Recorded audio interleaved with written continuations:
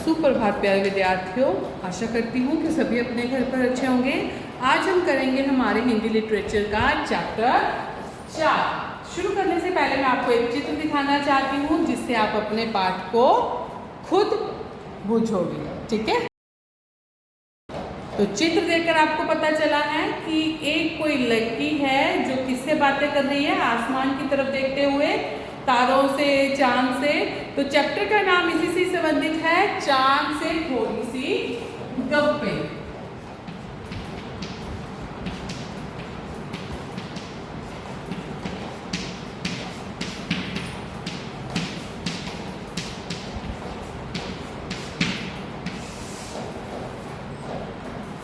ठीक है, तो चलिए आइए पढ़ते हैं हम इसके बारे में।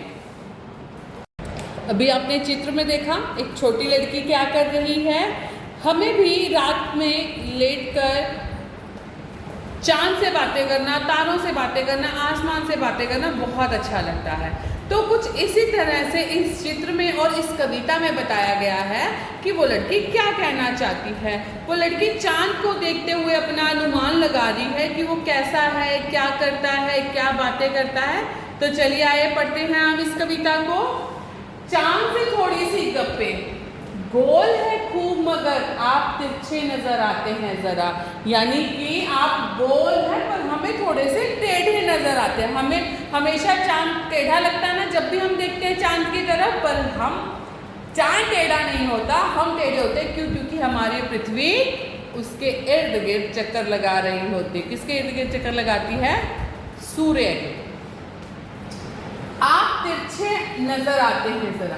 आप पहने हुए हैं कुल आकाश, यानी कि आपने पूरा आकाश एक कपड़े की तरह अपने चारों तरफ पहना हुआ है और सिर्फ इतनी गोल सा ऐसे लगता है कि मुंह बाहर निकाला हुआ है।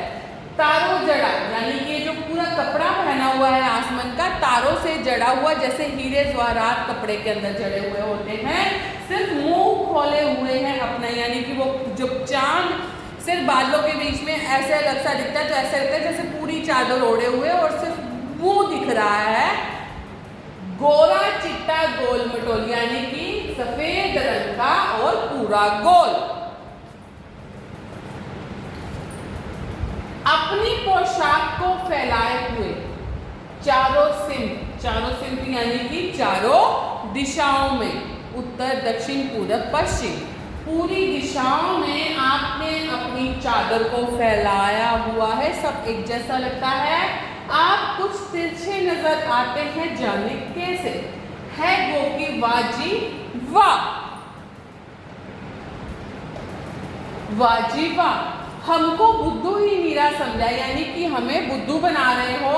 हम समझते हैं कि आपको कोई बीमारी है। क्या बीमारी है? वो लड़की देखो, वो नादान है, छोटी है, वो अपने मन में ही क्या बना रही है कि हम समझते हैं कि आपको कोई बीमारी है। क्या बीमारी है? पढ़ते हैं, आप घटते हैं तो घटते ही चले जाते हैं और बढ़ते हैं तो बस यानी कि बढ़ते ही चले जाते हैं। यानी कि वो कह रही है जब चांद अपना घटता है और बढ़ने की प्रक्रिया, यानी कि आपको पता होना चाहिए जब चांद बढ़ता है, जब हमारी पृथ्वी सूर्य के चारों तरफ चक्र लगाती है तो चांद भी चक्र लगा रहा होता है। और हमारी जब पृथ्वी उसके आगे से जब जाती है, जिस दिन पूरा उसके सामने होती है, वो पूरा गोल दिखाई देता है और जैसे जैसे घूमते हुए उसके आगे से जाती है सॉरी, और वैसे ही उसका पीछा कम और जब आती है तो पूरा कम बढ़ता जाता है। इस भाग को हम कहते हैं कृष्ण पक्ष और शुक्ल पक्ष, यानी कि जिसमें बोलते हैं ना चानन पक्ष और अंधेर पक्ष। अंधेर पक्ष को बोलते हैं कृष्ण पक्ष और चानन पक्ष को बोलते हैं शुक्ल पक्ष। यानी कि इनको 15 महीने में हमारे 30 दिन होते हैं। 30 दिन को 15 दिनों में विभाजित किया गया है, बांटा गया है। और इन 15 दिनों में चांद घटता है, फिर घटने से फिर बढ़ता है और जिस दिन पूरा दिखाई देता है उस दिन क्या होता है? पूर्णिमा। यानी कि जिस दिन वो लड़की चांद से बातें कर रही है उस दिन कौन सा दिन है? पूर्णिमा का दिन है। आगे देखिए,